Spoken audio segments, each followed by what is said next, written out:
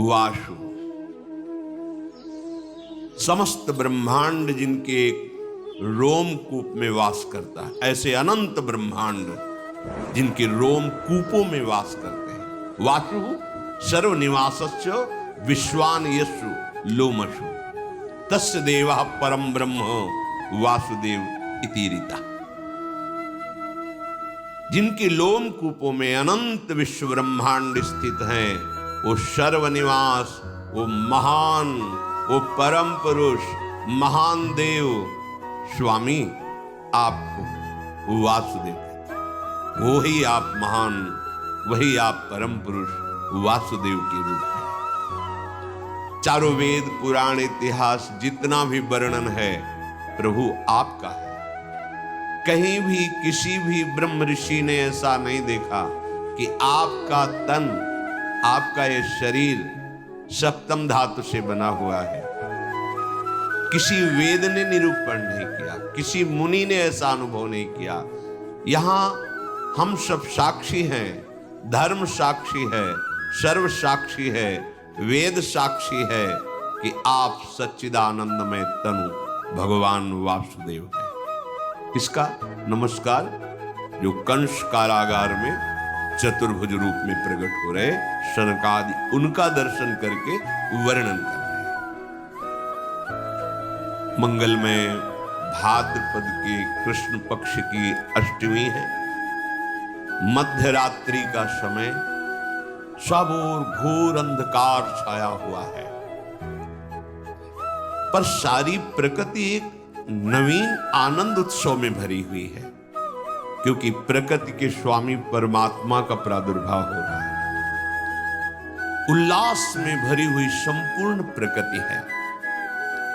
प्रकृति के परम आश्रय, प्रकृति को भी सृजन करने वाले परम देव पधार रहे, तो प्रकृति उल्लसित होकर उनका स्वागत कर रही है। दिशाओं में प्रसन्नता छाई हुई है। यद्यपि बहुत ही आसुरी प्रवृत्ति का बोलबाला है, एक से एक बड़े भयंकर असुर प्रकृति के अधिकार संपन्न जन है।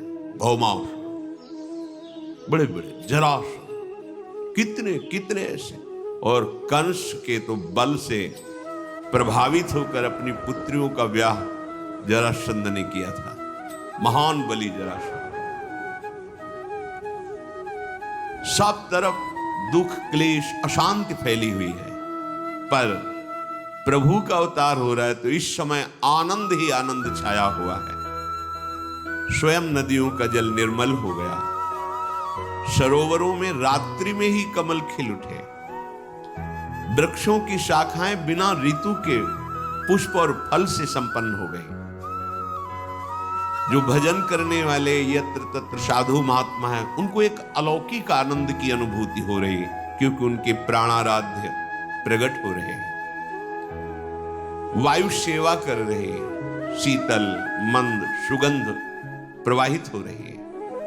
देवताओं की दुंदुभियां बिना बजाए अपने आप बजने लगी, क्योंकि सर्वलोक महेश्वर का प्रादुर्भाव हो रहा है। गंधर्व किन्नर एक अलौकिक प्रेरणा से गान कर रहे हैं, नृत्य कर रहे हैं। रात्रि के समय सिद्ध चारण, बड़े बड़े पदाधिकारी लोक के, लोकपाल जो ईश्वर कोटि के हैं, सब स्तवन कर रहे हैं। एक अद्भुत जो समाधि में आनंद प्राप्त होता है महत योगी जनों को, आज सबको स्वाभाविक एक शीतलता, शांति, एकाग्रता, परमानंद की अनुभूति हो रही, क्योंकि भगवान का प्रादुर्भाव हो रहा है। अनंत सूर्य, अनंत चंद्रमाओं जैसा जहां कंस का कड़ा पहरा है, राक्षसी स्वभाव के मायावी द्वारपाल हैं, जो कोई सूक्ष्म रूप धर के भी आ जा नहीं सकता है, ऐसे मायावी हैं कंस के पास, जो उस समय वर्तमान में द्वारपाल लगे हुए हैं, क्योंकि उसको भय ये आखिरी संतान है, यही मेरी मृत्यु का कारण होगी, बहुत सावधान है। जैसे अनंत सूर्य चंद्र एक साथ प्रकाशित हो गए हो, ऐसे मथुरा में कंस कारागार में दिव्य प्रकाश प्रकट हुआ।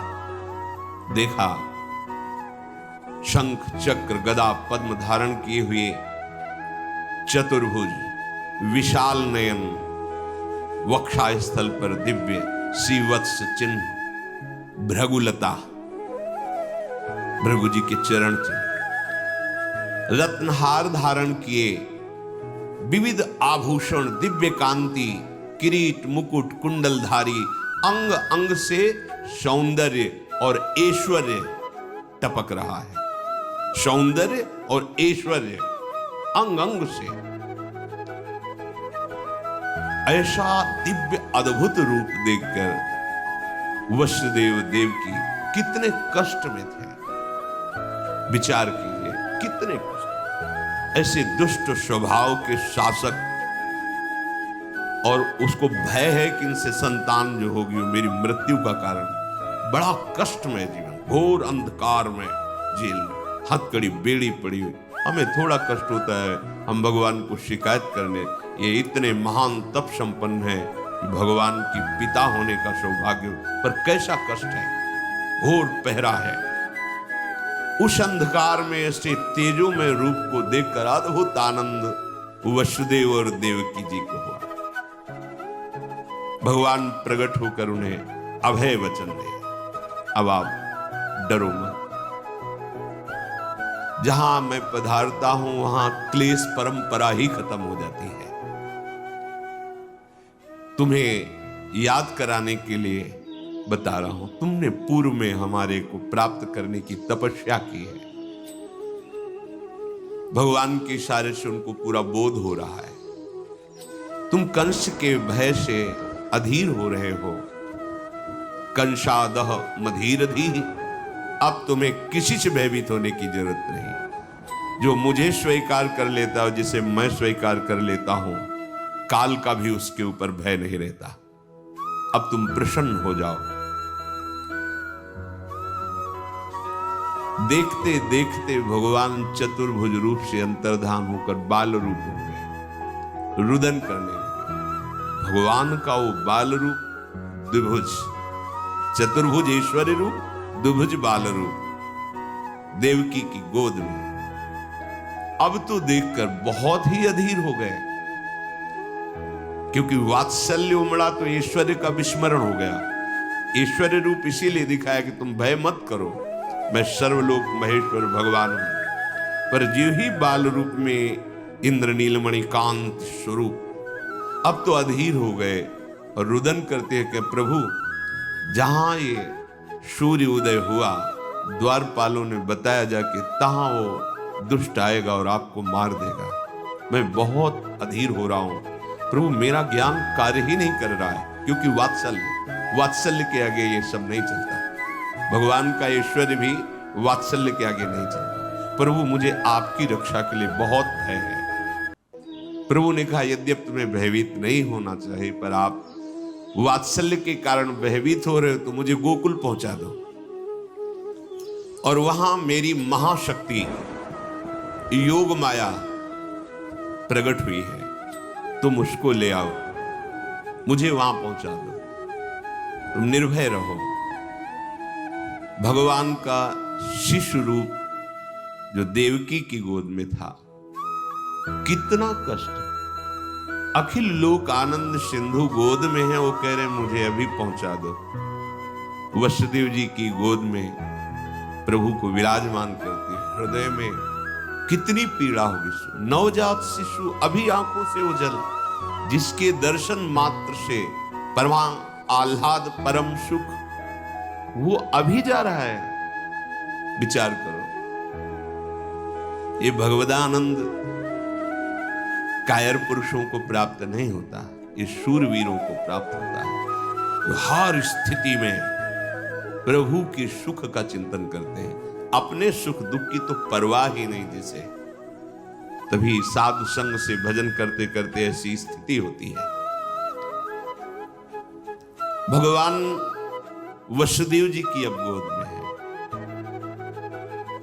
वसुदेव जी भगवान की महिमा का स्मरण करते हैं, हृदय से लगाते हैं, तुम्हें कैसे दूर करूं, तुम्हें कैसे छोड़ के आऊं।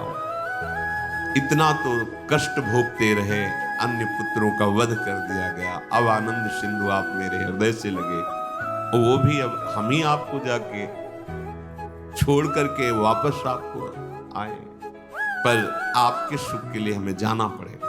पर जाऊं तो कैसे जाऊं? पैरों में बेड़ियां हैं, हाथों में हथकड़ी है, लोहे के बहुत मजबूत दरवाजे और शस्त्र धारण की हुई आसुरी स्वभाव वाले मायावी राक्षस वो द्वारपाल बने खड़े हैं, अत्यंत विषादग्रस्त हो रहे हैं। ऐसा सोचते ही देखा कि हथकड़ी और बेड़ियां टूटकर गिर गई। प्रसन्नता हुई, कदम आगे बढ़ाए तो देखा अपने आप दरवाजे खुल गए। बड़े विशाल लोह कपाट अपने आप खुल गए। जिसके छाती में अखिल लोकों के स्वामी प्रभु बाल रूप से विराजमान है, अब उसको कौन सा बंधन बांध सकता है? जो भगवान को अपने हृदय में चिंतन के द्वारा सदैव बसाए रखता है, उसको मोक्ष के लिए कोई प्रयास नहीं करना पड़ता, सारे बंधन अपने आप कट जाते हैं। इसलिए कई बार सत्संग में निवेदन किया है कि हमारी साधना का फल है अखंड स्मृति। हर समय प्रभु के चिंतन में रहते हुए जो भी व्यवहार कार्य है वो करे, कोई नहीं बांध सकता। जब तक प्रभु का स्मरण हृदय में नहीं है, तब हजारों लाखों साधनाएं कर लो, प्रयास कर लो, ये माया का बंधन खुलने वाला नहीं। माया की शाकलों से हाथ पैर गले सब बंधे हुए हैं। काम वासना क्रोध लोभ मोह मद मत्सर, ये ऐसे मायावी द्वारपाल हैं कि आपको निकलने ही नहीं देंगे। अज्ञान का कारागार अंधकार युक्त, कैसे निकला? श्री कृष्ण को हृदय में, पक्की बात, कृष्ण नाम और कृष्ण रूप में कोई अंतर नहीं। जो कृष्ण है वही कृष्ण नाम है। अगर जिह्वा से राधा राधा कृष्ण कृष्ण चल रहा है तो मानो प्रिया प्रीतम विराजमान है आपकी जिह्वा में। अतएव जीव इस भयंकर अविद्या माया रूपी कैद खाने से, विविध प्रकार की वासना की जंजीरों से, काम क्रोधादि मायावी द्वारपालों से बचकर अगर निकल सकता है तो एकमात्र प्रभु को हृदय में रखने पर, अर्थात स्मरण करने पर। अगर प्रभु का स्मरण है तो आप मुक्त हो जाएंगे। मुक्ति के लिए कोई अलग से वेदांत पढ़ने की जरूरत नहीं, अपने आप ज्ञान प्रकाशित हो जाएगा। प्रतिपल भगवत स्मरण, चित्त वृत्ति को रोककर बार बार नाम में लगाना, रूप में लगाना, लीला में लगाना, धाम चिंतन में लगाना, कोई मोक्ष के लिए प्रयास करने की जरूरत नहीं। अपने आप आपको अनुभव होगा कि जो परमार्थ का परम लाभ वो प्रकाशित हो रहा है। दरवाजा खुला, वसुदेव जी लालजू को लेकर बाहर निकले तो डर रहे थे कहीं पहरेदार देख ले तो प्रहार कर देंगे, पर वहां देखा सब बेशुद्ध मूर्छावस्था को प्राप्त है। धीरे धीरे निकलकर बाहर आए, दबे पांव, कोई जान न जाए। अपराकृत परमानंद विग्रह प्रभु को बार बार ऐसे देखते हैं, हृदय से लगाए हुए आगे बढ़ रहे। पद पद पर आनंद की उमगन हो रही वसुदेव जी के हृदय में। समझिए, जब कोई भगवत स्मरण परायण होता है तो प्रति कदम, प्रति श्वास, प्रति क्षण एक अद्भुत आनंद। अब प्राकृतिक उदाहरण तो बैठता ही नहीं, पर कई बार सत्संग में कहा जैसे दूध को अग्नि पे चढ़ाओ तो उफान आती है, ऐसे आनंद की उफान हृदय में आती है जब मेरे प्रभु और उनका स्मरण और कहीं उनकी रूप की झलक, तो फिर ब्रह्मादिक के भोग सब विषम लागत ताय, नारायण ब्रज चंद की लगन लगी है जाए। अभिमान का भार उठाकर संसार पथ में चलते चलते पग पग पर दुख कष्ट संकट विपत्ति भोगते भोगते थक गए। अब छोड़ो, अपना भार श्री कृष्ण के ऊपर छोड़ो, श्री कृष्ण का चिंतन करो, तो पग पग पर परमानंद की अनुभूति होगी। वसुदेव जी को अपार सुख हो रहा है। श्री कृष्ण को हृदय से लगाए हुए महामहिम ब्रज की तरफ चल पड़े। घोर अंधकारमयी रात्रि, धीरे धीरे बढ़ रहे हैं कि कहीं कोई मथुरावासी किसी कारण से बाहर निकले और देख ले तो अमंगल हो जाएगा। इसी समय मेघ गर्जना हो रही, भयंकर वर्षा शुरू हो गई, क्योंकि कोई बाहर निकल ही ना पावे। पैर की भी आहट में, इसलिए मेघ गरज रहे हैं। अंधकारमयी रात्रि, किधर पैर रखे दिखाई ही नहीं दे रहा है। बीच बीच में बिजली चमक जाती है, जिससे रास्ते का पता चलता है। जब वर्षा प्रारंभ हुई, वसुदेव जी ने अब कहां तक ऐसे छुपाएं, लगा कि नवजात लाला है, वर्षा में कुछ दुख पहुंच सकता है, ऐसा विचार कर रहे हैं। अचानक देख रहे हैं कि आसपास तो बूंदे गिर रही, पर ऊपर बूंदे नहीं गिर रही। सोचा इस लाला का ही चमत्कार होगा, पर बात यह हुई कि 1000 फण फैलाकर भगवान शेष जी पीछे से फणों की छाया किए हुए। वसुदेव के अंग में ही एक बूंद नहीं पड़ रही, फिर लाला की तो बात जाने दो। ये अनंत देव भगवान शंकरषण है, जो भगवान का ही दूसरा स्वरूप है, पर अनादि सिद्ध ये दासत्व भाव से है। प्राण प्यारे प्रभु की सेवा सदैव इनका जीवन है। क्षीर समुद्र में गौर वर्ण धारण किए हुए जब जब अवतार लेते तब भी गौर वर्ण होता है, चाहे लखनलाल के रूप में या बलराम के रूप में। भगवान की शैया बने रहते हैं, भगवान इन्हीं पर शयन करते हैं।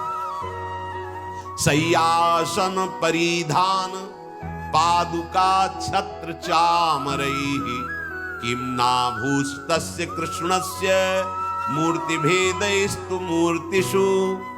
ये भगवान अनंत हमारे प्रभु की पादुका बनते हैं, यही सैया बनते हैं, यही आसन बनते हैं, यही प्रभु के वस्त्र बनते हैं, यही छत्र चंवर विविध रूप धारण करके हमारे प्रभु श्री कृष्ण की सेवा करते हैं। भगवान शेष संकर्षण अनंत महिमायुक्त। वसुदेव जी को पता नहीं चल रहा कि हमारे पीछे भगवान अनंत शास्त्र फण ऐसे फैलाए हुए चल रहे हैं।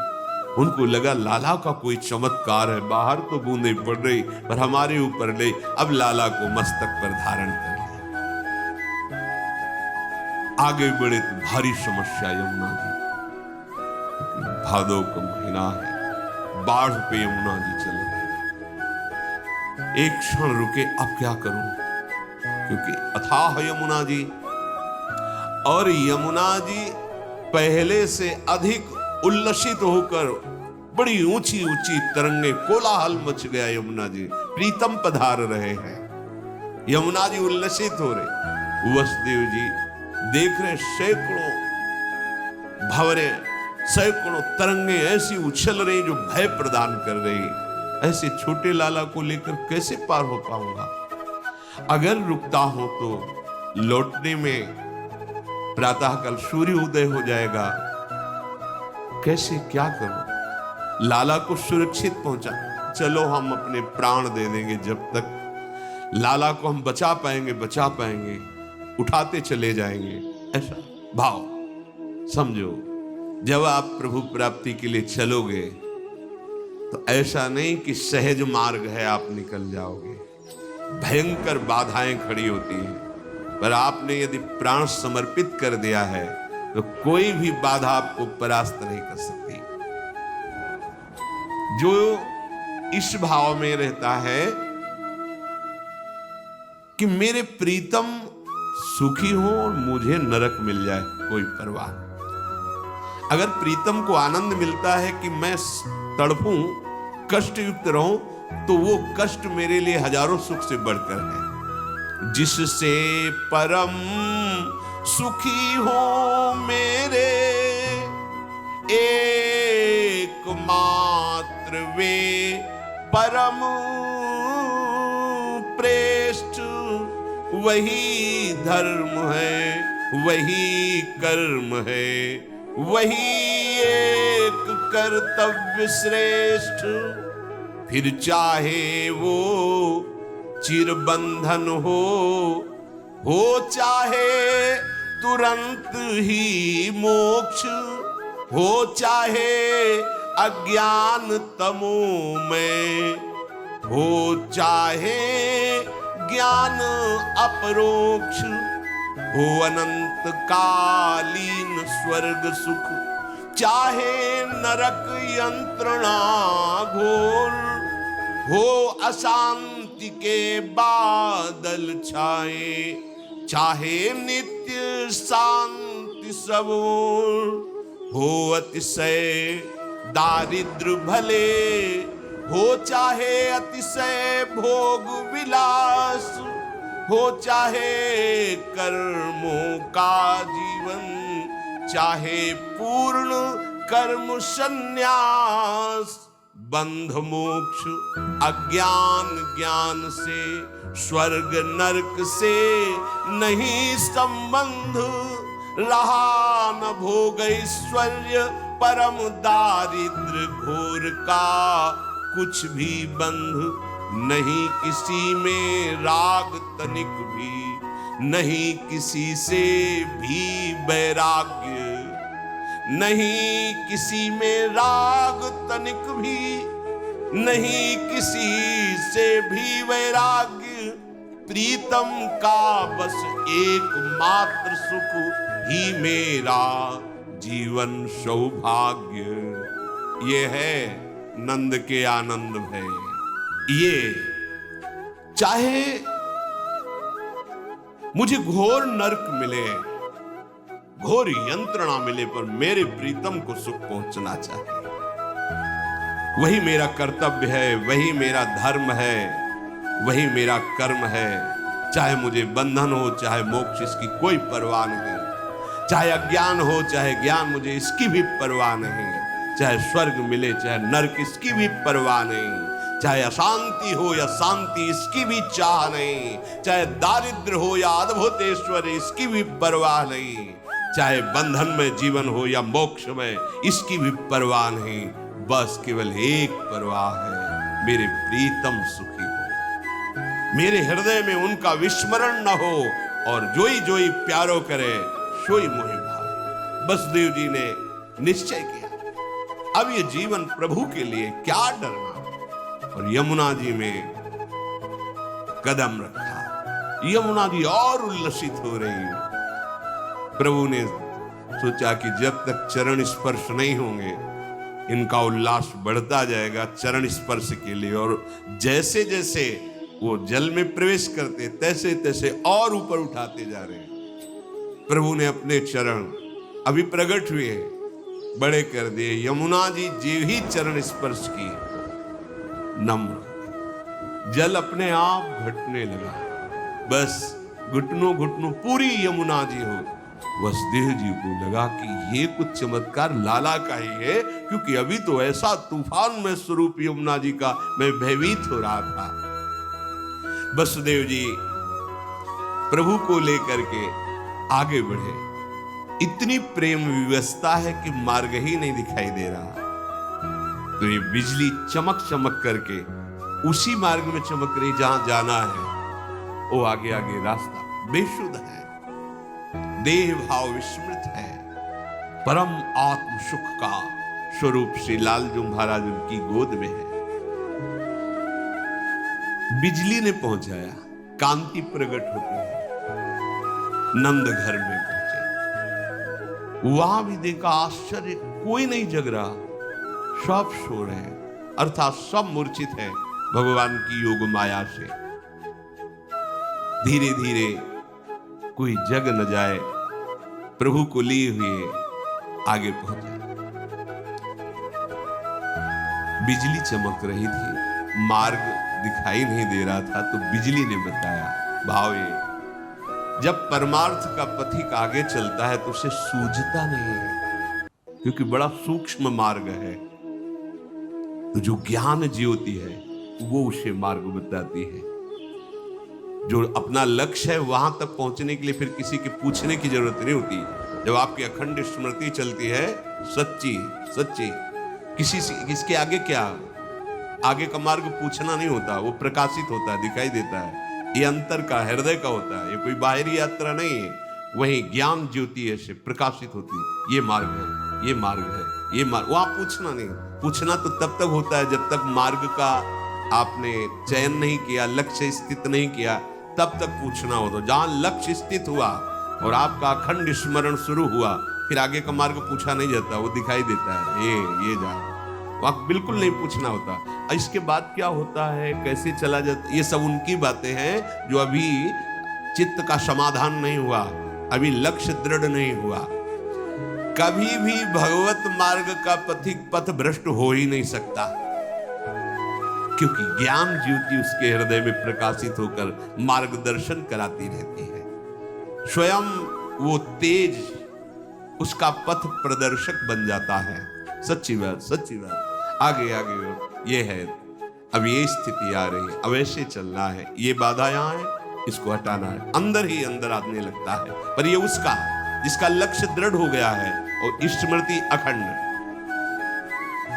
नंद भवन में पहुंचे, वही विकलता फिर प्रारंभ। ऐसे सुंदर शिशु को यहां विराजमान करके इनको छोड़ के जा, पर चलो इनका सुख हो, इनका मंगल हो।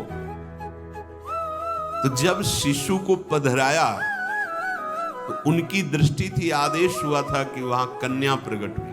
तो देखा कि पार्श्व में कन्या है।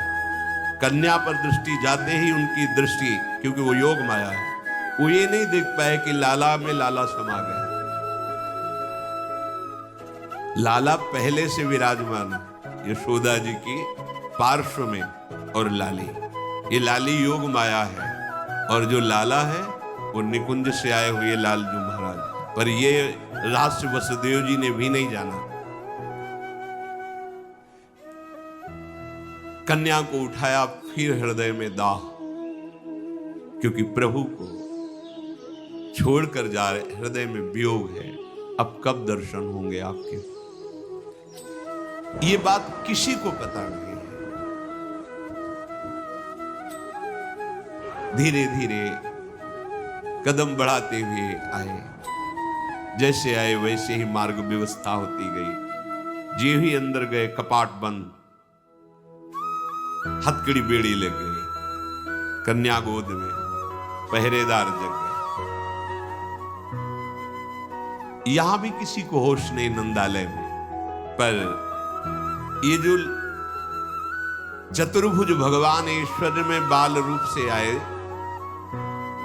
वो नंद बाबा के लाला में विलीन हुए। हरिवंश महाप्रभु कहते, आनंद आज नंद के द्वार। कौन है नंद के यहां जिसका आनंद मनाया जा रहा है? बोले, दास अनन्य भजन रस कारण प्रगटे लाल। और वहां ऐश्वर्य में भगवान, और यहां बिहारी जी जो वृंदावन में नित्य विहरण करते हैं प्रियाजों के साथ। इसी रस का पान कराने के लिए युगल सरकार पधारे। तो जो लालजू महाराज है वो नंद, आनंद आज नंद के द्वार प्रकट हो रहे को। दास अनन्य भजन रस कारण, यहां परित्राणाय साधूनाम विनाशाय च दुष्कृताम देवकी नंदन भगवान पधार रहे। और ये प्रेमी जनों को प्रेम पान कराने के लिए दास अनन्य अनन्य भजन रस कारण प्रगटे लाल मनो। इनके प्रकट होने का कारण क्या है?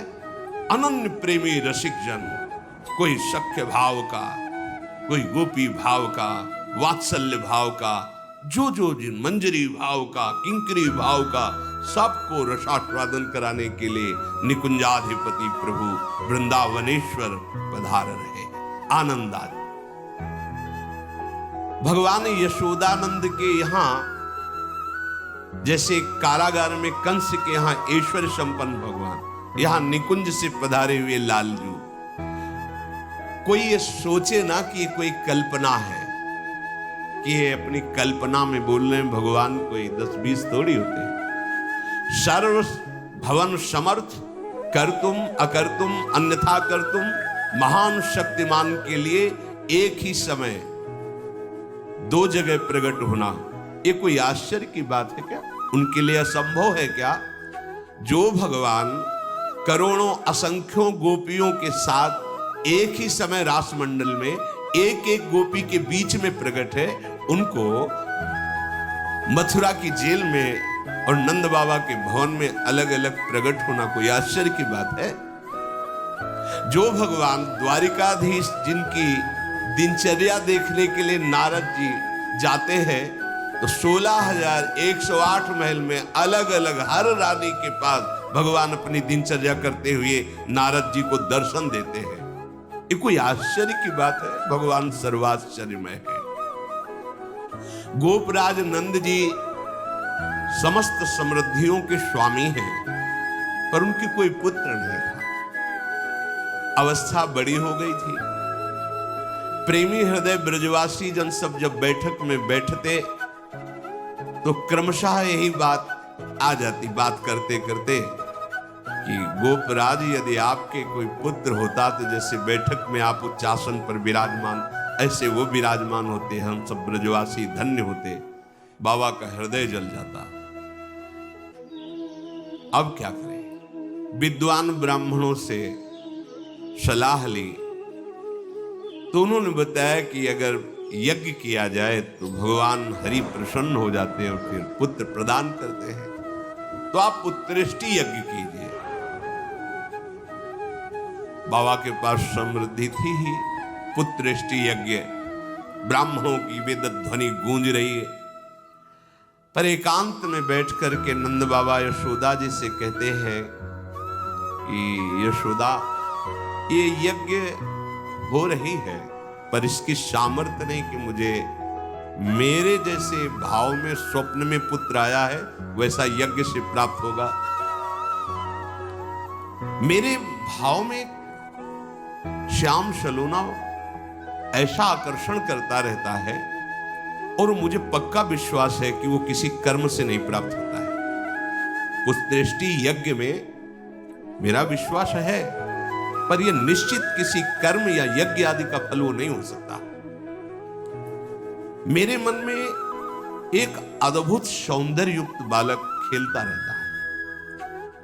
मैं तुम्हें बताया नहीं है, पर वो किसी कर्म जनित, तपस्या जनित उसका फल नहीं है, क्योंकि कर्म का फल जितना भी है वो सब चंचल है, स्थायी नहीं है। मैं जिसे देखता हूं वो अचल है, वो अचिंतनीय है, वो स्वयं मेरे हृदय में प्रकाशित हुआ है। मैंने एक स्वप्न देखा है।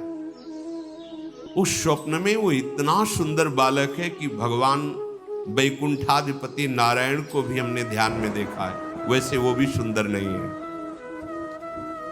उस बालक के समान भगवान वैकुंठाधिपति नारायण भी सुंदर नहीं है नंद बाबा के। मुझे ऐसा लगता है कि ये जो सौंदर्य माधुर्य निधि बालक है, ये मुझे किसी भी कर्म से प्राप्त नहीं हो सकता। हाँ, वो कृपा करके आवे तो बात अलग है। मेरा हृदय ऐसा कहता है, होने दो, यज्ञ हो रही है, और यज्ञ से वो प्राप्त हो जाए ऐसा। ब्रजराज की बात सुनकर यशोदा मैया ने कहा, अच्छा आपको स्वप्न हुआ है?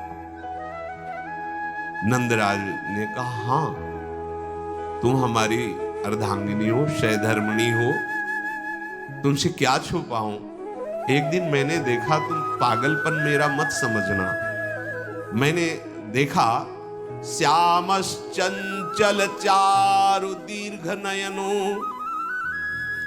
बालस्तवांक स्थले दुग्धोद्गारि पयोधरे स्फुटमसौ क्रीडन् मया लोक्यते स्वप्नस्तत् किमुजागरः किमथ वेद एतन्न निश्चीयते।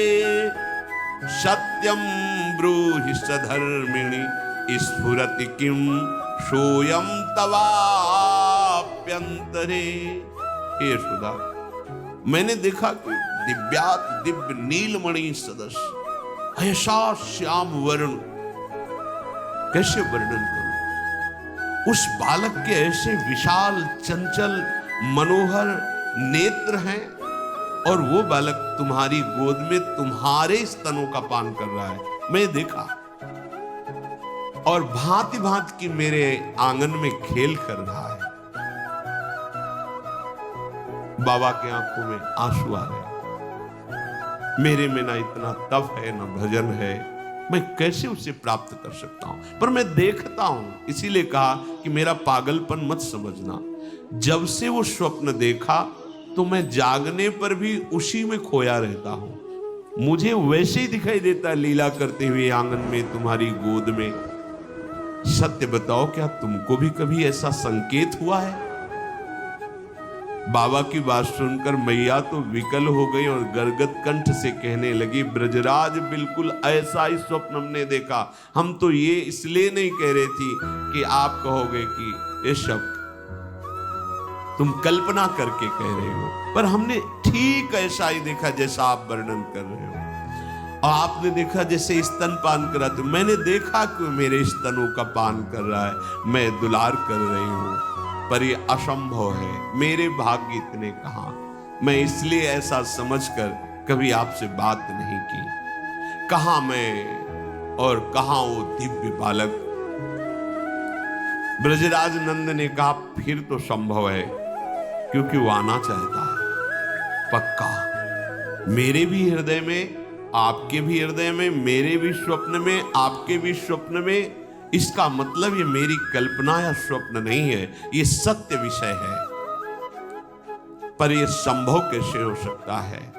अखिल ब्रह्मांडों की सृष्टि करने वाले भगवान श्री हरि का मैं जब से शुद्ध सम्हारा आराधन कर रहा हूं, अगर उनकी हमारे ऊपर कृपा है तो ये मेरा मनोरथ है, मेरा स्वप्न सत्य होगा। हरि कृपा करे तो असंभव भी संभव हो जाता है। ये दुर्लभ बात मेरे लिए तो असंभव, पर हरि कृपा से असंभव संभव हो सकता है। तदनंतर हरि सेवानिष्ठ बाबा और मैया दोनों तन मन धन वचन से पूर्ण शरण होकर भगवान श्री हरि की आराधना की, और 1 वर्ष के लिए द्वादशी के दिन यथाविधि व्रत करने का नियम लिया। द्वादशी व्रत की संख्या वृद्धि के साथ साथ भाव में उसी पुत्र की प्राप्त करने की लालसा जो स्वप्न में देखा, जो मनोरथ में है, परम व्याकुलता बढ़ती गई। व्रतानुष्ठान सर्वांग पूर्ण हुआ तो देखा द्विभुज मुरली मनोहर भगवान सामने खड़े। वहां क्या देखा? चतुर्भुज भगवान नारायण सामने खड़े। यहां क्या देखा? द्विभुज मुरली मनोहर ललित त्रिभंगी लालजू महाराज। विकल हो गए। समीप ही प्रभु है। कृपा दृष्टि से मुस्कुराते हुए बड़ी बड़ी मधुर वाणी में कहा, अहो मयि अभिषक्तौ भक्तौ कथम निर्विद्य खिद्दे थे योषावतसी कुसुम सुषमा सुकुमारः कुमारः शस्त्रदेवानुभवतोर्भवतो कुमारतया स्फुरति सतु सदा भवतो रेवानुगतः प्रतिकल्पम स्वभक्ति प्रवर्तनाय दिव्य मत प्रवर्तित द्रोणधरा रूपांश कलावतो तदभूरि भाग्यम इत्यादि रीत्या ब्रह्माद्यलभ्य साक्षात् तत्फल साक्षात्काराय स्वयमेव पृथिव्यां भवतोर्भवतोरेव भवं लभत एव अचिरादेव रुचिरा रुचिरेशा युवयो सफलतां बलिता। प्रभु ने कहा, नंद यशोदा, तुम मेरे परम प्रेमी आसक्त भक्त हो, तुम खिन्न मन क्यों हो? जो मेरा आसक्त चित्त होता है उसके लिए कोई दुर्लभ बात नहीं होती। ये जो तुम अतिशी कुसुम के सदस्य श्याम सुंदर सुकुमार का स्वप्न देखा, मैं ही था। वो स्वप्न नहीं था, मैं स्वयं आया था। जो तुम्हारी अनुभूति है बाल रूप की, मैं स्वयं तुम्हारे बाल रूप में तुम्हारे यहां आया था, भाव में, स्वप्न में और प्रगट में आऊंगा। वात्सल्य प्रेम का तुम्हारे हृदय में अथाह समुद्र है। तुम द्रोण और धरा हो। तुमने बहुत बड़ा भजन तप किया है जो ब्रह्मादि के लिए भी दुर्गम है, अलभ्य है। मैं तुम्हारे ऊपर बहुत प्रसन्न हूं। जहां तुम्हें ये वास मिला है, यहां ब्रह्मादि के लिए भी दुर्लभ है। ये ब्रज 84 कोश। ब्रह्मा जी ने भी कहा है, तद भूरि भाग्य मिहि जन्म किमप्यटव्याम। मेरे अहोभाग्य होंगे यदि मुझे यहां कोई भी रूप में रख लिया जाए, गोकुल में, ब्रज में। तुम्हारा ही स्वरूप द्रोण और धरा है। अब तुम नंद और यशोदा के रूप में प्रकट हुए हो। अब तुम तनिक चिंता मत करो, जो तुम्हारे स्वप्न में मैं प्रकट हुआ था, हे गोपराज, मैं स्वयं तुम्हारा बालक रूप बनकर आ रहा हूं। समझ रहे? वहां चतुर्भुज नारायण और यहां वंशीधारी ललित त्रिभंगी कौन? ये निकुंज से पधारे हुए लालजू महाराज। इसलिए महाप्रभु आनंद आज नंद के द्वार, दास आनंद भजन रस कारण प्रगटे लाल मनोहर। ये भगवत रहस्य है, इसे प्रेमी जन ही केवल जानते हैं, बाह्य व्यवहार में नहीं। शास्त्रों में जो संकेत होता है वो ईश्वर स्वरूप भगवान यहाँ आए, कन्या को लेकर चले गए वसुदेव जी, लेकिन जो लाल जी को लाए वो समा गए हमारे लालजू में। और जब लालजू को लेके गए तो वही चतुर्भुज यही जो ब्रह्म हृदय है, वही अक्रूर को दर्शन कराया। ये अनंत शेष सैया पर शयन की हुई भगवान चतुर्भुज महाऐश्वर्यशाली। बाहर देखा तो कृष्ण बलराम, अंदर देख रहे तो शेष सैया पर विराजमान भगवान चतुर्भुज।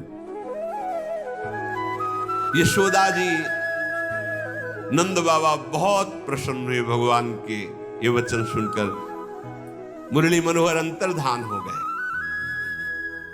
समय बीतता गया। एक दिन देखा कि बाबा और बड़े ब्रजवासी सब बैठक में बैठे हुए थे, तो वृद्धा तपस्विनी तेजोमयी अग्नि कांति, जिसकी मानो मूर्तिमान अग्नि पधार रही हो, ऐसी कांति है तेजोमयी। अवस्था वृद्ध है, साथ में एक स्नातक ब्राह्मण बालक है। समस्त गोपराज की सभा खड़ी होकर के सम्मान की, गोपराज भी खड़े। ऐसा लगा कि कोई मानो मूर्तिमान तपस्या पधारी हो। सबने प्रणाम किया, आसन आदि दिया। देवी, आपके दुर्धर्ष तेज को देखकर हम ये जान नहीं पा रहे कि आप कौन हमारे ब्रज में पधारी हैं। ऐसा लगता है कि भगवान की महाशक्ति योग माया ही मूर्तिमान तपस्वी रूप में आई है, और आपके साथ बालक के देखने से ऐसा प्रतीत होता है मानो देवर्षि नारद जी ही इस बाल रूप में आए हुए हो। ये बात सुनकर ब्रजराज की वो तपस्विनी मुस्कुराकर बोली, मेरा नाम पौर्णमासी है। मैं तपस्विनी हूं और पूर्ण दैव का ज्ञान रखती हूं। प्रारब्ध का, भाग्य का, दैव विधान क्या है, मैं इसका पूर्ण ज्ञान रखती हूं। इस बालक का नाम मधुमंगल है। ये स्नातक है, महान भजन रस में डूबा हुआ है, इसलिए इसको देखकर देवर्षि नारद का स्मरण होना उचित ही है। ये देवर्षि नारद के ही समान है। तपस्विनी की बात सुनकर गोपराज अपनी सभा के साथ हाथ जोड़ करके पुनः प्रणाम किया और कहा कि क्या हमारे लिए आज्ञा है। हमारे तो अहोभाग्य हुए ब्रजवासियों की कि आप तपस्विनी की सेवा करने का सौभाग्य मिलेगा। इस पर आपने महती कृपा करके हमारे नगर में जो आप आई ब्रज में, तो आप हमें बताइए कि हम आपकी क्या सेवा करें।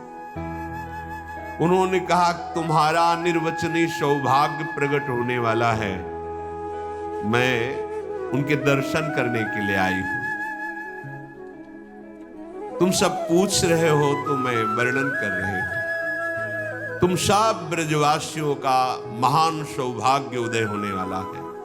ये जो आपके गोपराज नंद है, इनके यहां अखिल जगत को आनंद सिंधु में निमग्न कर देने वाला वो प्रेम बपू प्रभु प्रकट होने वाले हैं। पौर्णमासी की बात सुनकर बाबा परमानंद में मगन हो रहे हैं। गदगद वाणी से कहने लगे, देवी आपके शुभागमन से ये संपूर्ण ब्रज पावन हो गया। हम आपके लिए कृष्णांतिके के समीप एक पर्णकुटी बना देते हैं, आप रहिए। कृष्णांतिके यमुना जी के समीप, यमुना जी का एक नाम कृष्णा भी है। कृष्णा यमुना जी के समीप, कृष्णांतिके यमुना के समीप एक पर्णशाला की रचना करते हैं और आप विराजिए और हम सब ब्रजवासी आपकी सेवा करेंगे। पौर्णमासी बोले, आपका वाक्य निकला कृष्णांतिके, तो अब जो बालक होगा उसका नाम कृष्ण रखा जाएगा। मैं दैव विधान को जानने वाली हूं, दैवज्ञा हूं, हर विधान मुझे पता है। तो जो बालक तुम्हारे यहां प्रकट होगा उसका नाम कृष्ण होगा। वो अद्भुत प्रभावशाली होगा। उसके प्रभाव को क्या बतलाऊं? वो प्रभाव में परस्पर विरोधी वस्तुओं में भी कोई विरोध नहीं रह जाएगा जब वो प्रकट होगा। तस्मिन् जातवती निर्दानवता पृथिव्याम भविष्यति तदीय गुणे सदानवता सगुणता विद्यादि प्रबंधे तत्संबंधे तु निर्गुणता सकिंचनता विषय संपत्तौ तद्भक्तौ तु निष्किंचनता इत्यादिकम विरुद्धाय मानमपि सर्वै नरुरुद्धम करिष्यति। ये बालक जब प्रकट होगा तो निर्दानवता साधनवता सगुणता निर्गुणता संकिंचनता निष्किंचनता ये परस्पर विरोधी एक हो जाएंगे। तात्पर्य, जब ये प्रभु पधारेंगे तो यहां कोई दानव नहीं रह जाएगा, दानवता का विनाश हो जाएगा अथवा निर्दानवता सिद्ध हो जाएगी। नंद नंदन के अनंत मधुर गुण वाली पृथ्वी के भाग्यशाली व्यक्तियों के लिए सदानवता हो जाएगी, अर्थात समस्त ऐसे सुखों की वर्षा होगी, ऐसे सुखों का दान करेगी पृथ्वी, सब आनंदित हो जाएंगे। तो पहला निर्दानवता अर्थात दानव प्रवृत्ति का नाश, और सदानवता अर्थात पृथ्वी ऐसे सुखों को प्रकट करेगी, सब आनंदित हो जाएंगे, ऐसे सुखों को दान करेगी। और जब ये प्रभु प्रकट होंगे तो विद्यादि गुणों से विभूषित होंगे, जितने भी होंगे सबके अंदर दैवी संपदा भागवतिक गुण बनेंगे। लेकिन ये सतोगुण रजोगुण तमोगुण इनका कोई प्रभाव नहीं रहेगा, इसलिए निर्गुणता और सगुणता भागवतिक सदगुण प्रकट हो जाएंगे और निर्गुणता अथवा सतोगुण रजोगुण तमोगुण का प्रभाव नहीं पड़ेगा, क्योंकि प्रभु त्रिगुणातीत है। इनके प्रकट होते ही इनके सानिध्य में तीन गुणों का प्रभाव अपना प्रभाव नहीं डाल पाता। और सकिंचनता भगवत सेवार्थ शरीर निर्वाह के लिए, भगवत सेवा भाव के लिए समस्त वैभव एकत्रित हो जाएगा। लेकिन उनके हृदय में प्रभु के सिवा किसी से अपनापन नहीं होगा, इसलिए निष्किंचनता, ऐश्वर्य वैभव और निष्किंचनता एक साथ रहेंगे। पौर्णमासी जी ने कहा कि आप हमारे लिए जो बोले यमुना के पावन तट पर पर्णकुटी तो आप बनाइए, और जब लाला प्रकट होगा तब उसके दर्शन करेंगे, फिर हम आगे बढ़ेंगे। ये पौर्णमासी देवी महान भजन से युक्त है। श्री कृष्ण के जो आगे संदीपनी मुनि जी गुरु होते हैं, उनकी ये माता है और ये महान शक्ति सामर्थ्य युक्त है। ये मधुर लीला के सब विधानों को जानने वाली है। ये मधुमंगल इन पौर्णमासी देवी का पौत्र, संदीपनी मुनि का ये पुत्र है। भगवान श्याम सुंदर का नित्य प्रिय सखा है। ये हास परिहास करके श्री कृष्ण को सुख पहुंचाने वाला है। श्री कृष्ण की गोष्ठ लीला तथा गोपांगनाओं की जो और लीलाएं हैं उनमें मस्खरे मनसुखा के नाम से जाना जाता है। भगवान नंद बाबा और वसुदेव जी के यहाँ जिस समय कारागार में कंस के यहाँ, उस समय नंद बाबा यशोदा मैया के यहाँ प्रभु प्रकट दो।